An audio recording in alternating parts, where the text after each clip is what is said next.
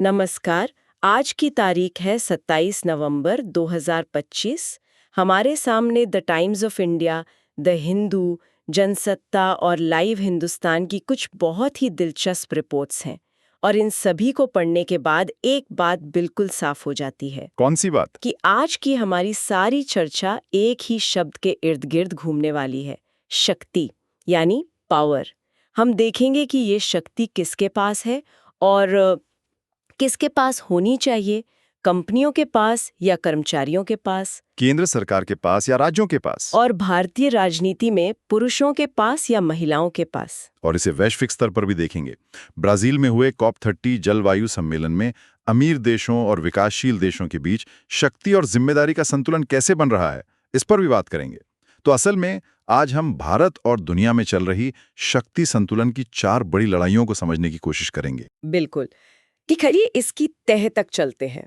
शुरुआत करते हैं उस जगह से जहां ये शक्ति का संतुलन रोजाना महसूस होता है, हमारे काम की जगहों पर, यानी नए श्रम कानूनों से। द टाइम्स ऑफ इंडिया में नीरज कौशल का एक लेख है, लेबर स्टिल नॉट डिकोडेड। सरकार इन 4 नए लेबर कोड्स को क्रांतिकारी बता रही है, लेकिन लेखक का कहना है कि थोड़ा रुकिए, जश्न मनाना शायद जल्दबाजी होगी। हाँ, और वो सबसे पहले छटनी यानी रिट्रेंचमेंट के नियमों की बात करते हैं। नियम ये है कि अब 300 तक कर्मचारी रखने वाली कंपनियां बिना सरकारी इजाजत के कर्मचारियों को निकाल सकती हैं।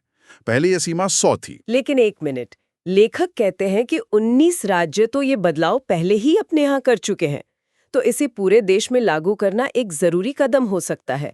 लेकिन क्रांतिकारी कैसे हुआ? ये तो बस एक तरह से चीजों को स्टैंडर्डाइज किया जा रहा है। सही कहा।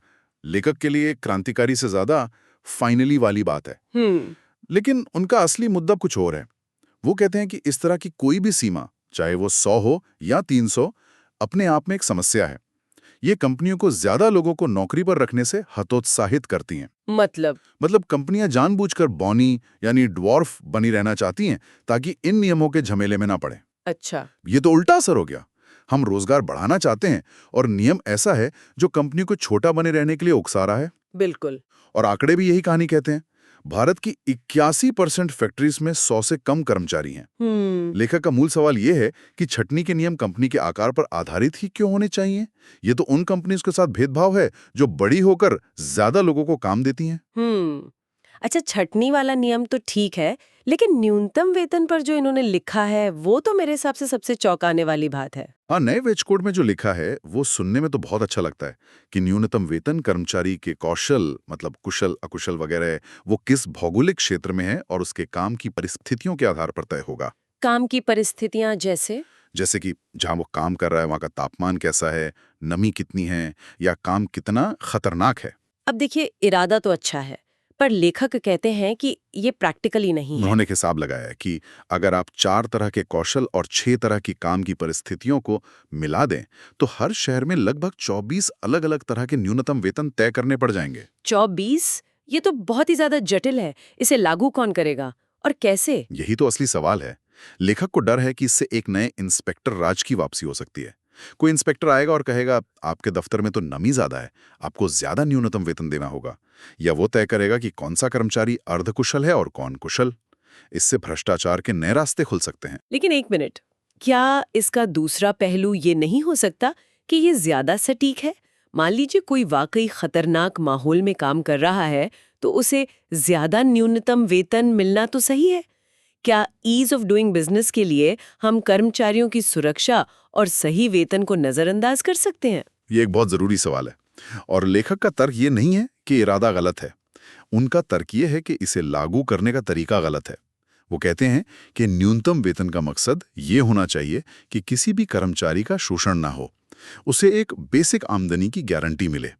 इसका मकसद बाजार को पूरी तरह से कंट्रोल करना नहीं होना चाहिए। तो कुल मिलाकर ये नए कोड्स शक्ति संतुलन को साधने की कोशिश तो करते हैं, लेकिन शायद इस कोशिश में वो चीजों को इतना उलझा देते हैं कि फायदे से ज्यादा नुकसान हो सकता है। सही। तो ये लेबर कोड्स इस बात पर बहस छेड़ते हैं कि नियम बनाने की शक्ति किसके पास होनी चाहिए और कैसे इस्तेमाल होनी चाहिए।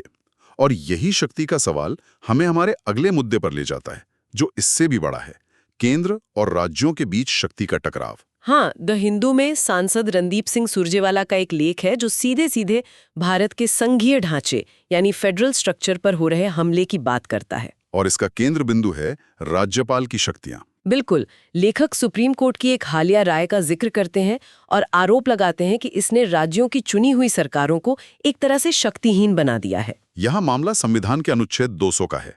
जब कोई राज्य विधानसभा एक बिल पास करती है तो वो राज्यपाल के पास जाता है।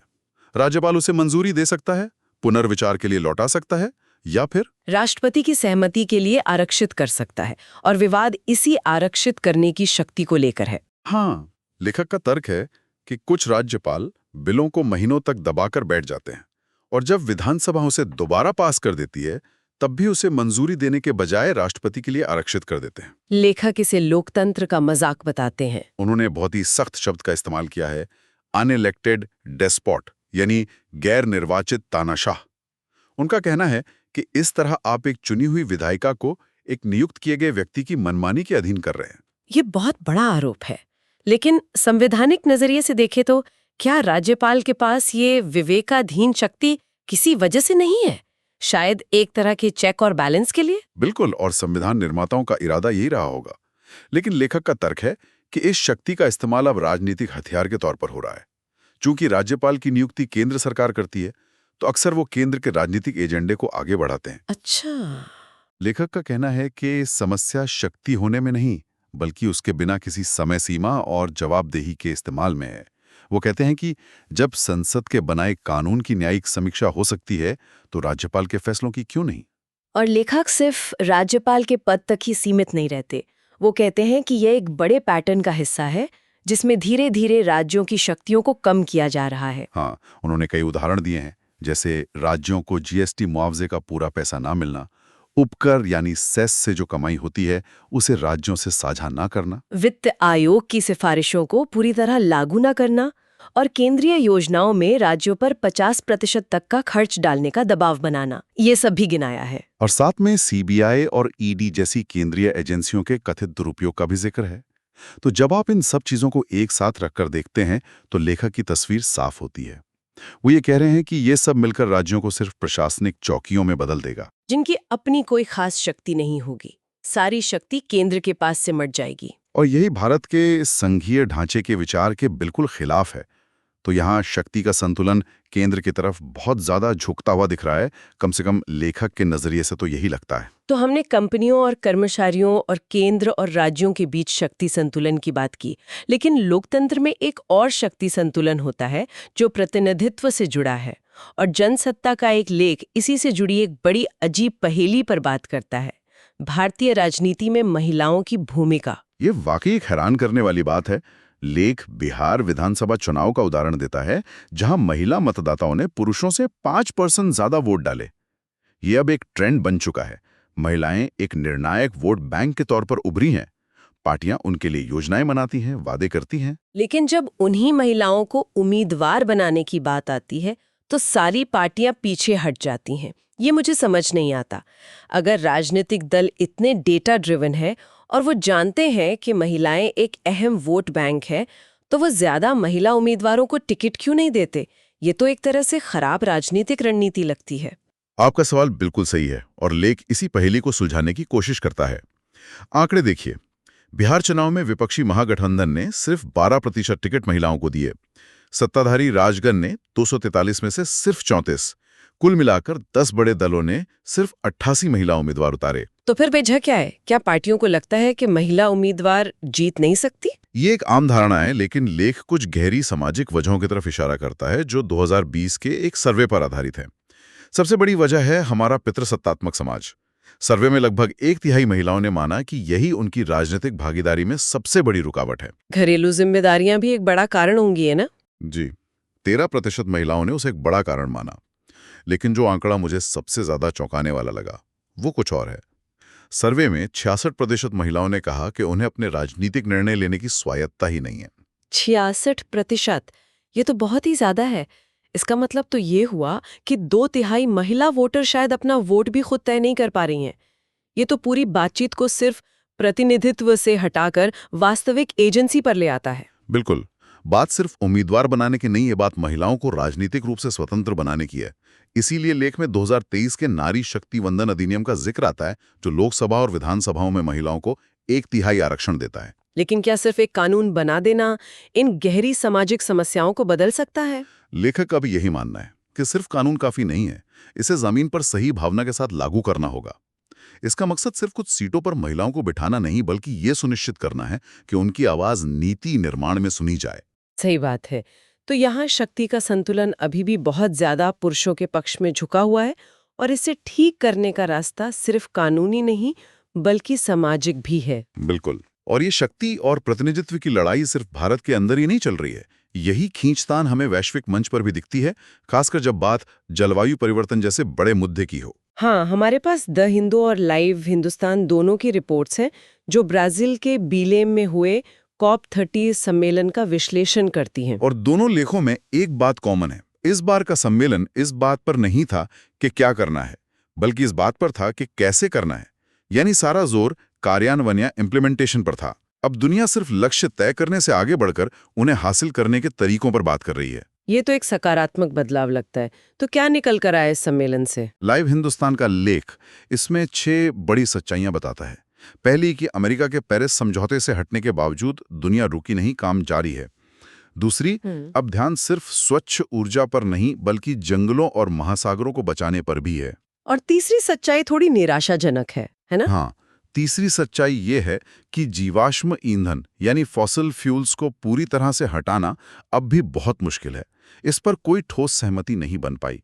चौथी सच्चाई यह है कि जलवायु परिवर्तन के असर से जूझ रहे विकासशील देशों को जो आर्थिक मदद मिल रही है वो ऊंट के मुंह में जीरे के बराबर है। पांचवी सच्चाई भारत के बारे में है जी, कि वैश्विक मंच पर भारत की आवाज और उसका प्रभाव दोनों बढ़ रहा है। भारत ने अक्षय ऊर्जा में जो काम किया है उसके दम पर वो विकसित देशों से ज्यादा आर्थिक मदद और टेक्नोलॉजी की मांग कर रहा है। और छठी सच्चाई ये है कि भूराजनीति सब पर हावी है, लेकिन फिर भी लगभग 190 देश मिलकर ये दिखा रहे हैं कि उन्होंने हार नहीं मानी है। मुझे द हिंदू का एडिटोरियल याद आ रहा है जो एक बहुत ही गंभीर बात याद दिलाता है कि 2024 वो पहला साल था जब दुनिया का तापमान अस्थायी रूप से 1.5 डिग्री सेल्सियस की खतरनाक सीमा को पार कर गया। तो एक तरफ हम मीटिंग में बैठकर बहस कर रहे हैं कि इसे कैसे रोकें, और दूसरी तरफ यह हकीकत में हो रहा है। सही। तो ऐसा लगता है जैसे घर में आग लगी है और सब इस पे बहस कर रहे हैं कि पानी का बिल कौन भरेगा। बिल्कुल। और यही सम्मेलन का सबसे बड़ा विरोधाभास है। विकसित देश चाहते हैं कि भारत और चीन जैसे विकासशील देश जीवाश्म ईंधन को खत्म करने के कड़े लक्ष्य अपनाएं। वहीं विकासशील देश कहते हैं कि आपने 100 सालों तक प्रदूषण फैलाकर विकास किया, अब हमारी बारी है। अगर आप चाहते हैं कि हम स्वच्छ ऊर्जा अपनाएं तो आप हमें इसके लिए पैसा और टेक्नोलॉजी दीजिए। तो ये ऐतिहासिक जिम्मेदारी और आर्थिक शक्ति की लड़ाई है जो सालों से चल रही है। सही कहा। तो यहाँ भी वही शक्ति संतुलन का खेल है। विकसित देश अपने आर्थिक दबदबे का इस्तेमाल कर रहे हैं और विकासशील देश अपनी बढ़ती हुई सामूहिक शक्ति और नैतिक तर्क का। कुल मिलाकर COP30 से यही संदेश मिलता है कि दुनिया को खतरे का एहसास तो है, लेकिन एकजुट होकर लड़ने का रास्ता अभी भी आपसी खींचतान से भरा हुआ है। तो आज हमने शक्ति संतुलन के खेल को 4 अलग-अलग मैदानों पर देखा। भारत के दफ्तरों में, जहां कंपनियों और कर्मचारियों के अधिकारों के बीच खींचतान है। भारत के राजनीतिक ढांचे में, जहां केंद्र और राज्यों की शक्तियों को लेकर बहस छिड़ी है। हमारे लोकतंत्र में, जहां महिलाएं वोटर तो हैं, पर नेता बनने की राह में अब भी कई बाधाएं हैं। और वैश्विक मंच पर, जहां जलवायु परिवर्तन की चुनौती अमीर और विकासशील देशों के बीच शक्ति और जिम्मेदारी की एक बड़ी लड़ाई बन गई है। ये सभी मुद्दे दिखाते हैं कि तरक्की का रास्ता सीधा नहीं होता। इसमें लगातार संतुलन साधने की कोशिश करनी पड़ती है। आर्थिक विकास और मानवाधिकारों के बीच, राष्ट्रीय एकता और क्षेत्रीय स्वायत्ता के बीच, परंपरा और समानता के बीच। और ये हमारे श्रोताओं के लिए एक विचार छोड़ जाता है। हमने देखा कि इन सभी मामलों में शक्ति का असंतुलन कैसे समस्याओं को जन्म देता है। तो सोचने वाली बात ये है, क्या इसका समाधान सिर्फ शक्ति को एक समूह से लेकर दूसरे को दे देना है, या फिर हमें ऐसे सिस्टम बनाने की जरूरत है जहां शक्ति खुद ज्यादा बटी हुई हो, ज्यादा सहयोगी हो और तुम्हारी हार में मेरी जीत वाला गेम ना हो। और असल जिंदगी में ऐसा सिस्टम दिखेगा कैसा, इस पर जरूर सोचना चाहिए।